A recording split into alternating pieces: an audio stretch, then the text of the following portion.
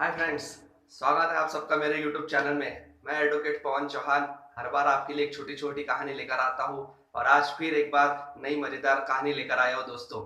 हम आप हर बार ये देखते हैं कि जब भी हम दो दोस्तों में या किसी में भी आपस में दो लोगों में अगर झगड़े हो जाते हैं तो ये निर्णय लिया जाता है कि इस मसले का हल कोई तीसरा निकालेगा और हम किसी तीसरे व्यक्ति को इसमें इन्वॉल्व करते हैं, पर ऐसा होता नहीं है। मामला और बिगड़ जाता है और दो लोगों के बीच में तीसरे का फायदा हो जाता है। तो दोस्तों, आज की हमारी कहानी भी इसी के बेस पर आधारित है, जिसका टाइटल है दो लोगों के झगड़े में तीसरे का फायदा। तो चलिए दोस्तों, शुरुआत करते हैं आज की कहानी। एक गांव था, उसमें एक व्यापारी था। वो व्यापारी का दूध का, दही का, छाछ का और मक्खन का और घी का बिजनेस था और वो बहुत अच्छा बिजनेस था, बहुत बढ़िया चलता था।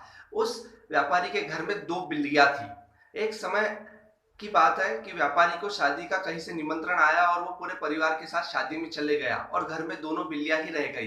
बिल्लियों ने इसी मौके का फायदा उठाते हुए घर के अंदर मक्खन ढूंढना शुरू कर दिया और उन्हें मक्खन का एक कटोरा मिल गया। दोनों बिल्लियों ने कटोरे को उठाया और बाहर की ओर निकल गई।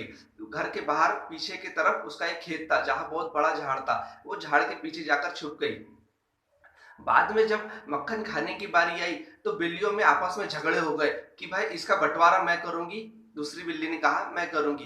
तो ये सब जो प्रकरण चल रहा था, उस पेड़ के ऊपर बैठा हुआ एक बंदर देख रहा था और देखकर वो समझ गया कि ये कुछ तो भी गड़बड़ है और वो पूरा मामला बहुत ही अच्छे से समझ गया।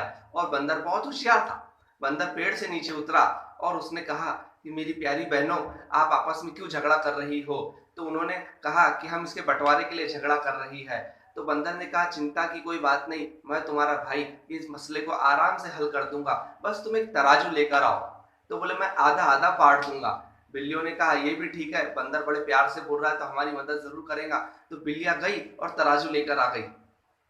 बंदर ने मक्खन के आधे आधे हिस्से को तराजू की तरफ रख दिया, पर हिस्सा बांटी करने के समय में एक पलड़ा भारी हो गया और एक कमजोर हो गया।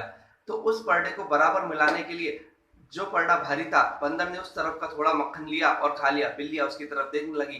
बंदर ने कहा, बोले मैं इसको बोले बराबर में कर रहा हूँ। बिल्लियों ने कहा ठीक है।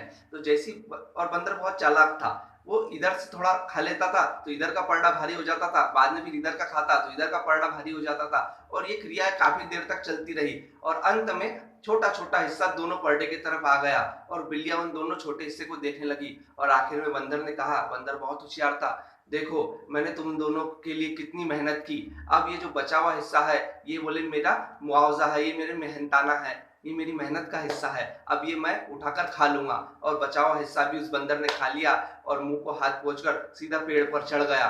बंदिया एक बिल्लियां आपस में एक दूसरे को ताकती रह गई और वो समझ गई कि जब भी आपस में झगड़े हो तो आपस में सुलझा लेना चाहिए, किसी तीसरे को इन्वॉल्व नहीं करना चाहिए। और मोरल ऑफ द स्टोरी यही थी हमारी दोस्तों कि आपस में ही झगड़े को सुलझा लेना चाहिए। आपसी सूझबूझ से बातचीत करके किसी मसले का हल निकाला जा सकता है। तीसरा व्यक्ति जब भी आएगा तो वो उसका ही फायदा देखेगा।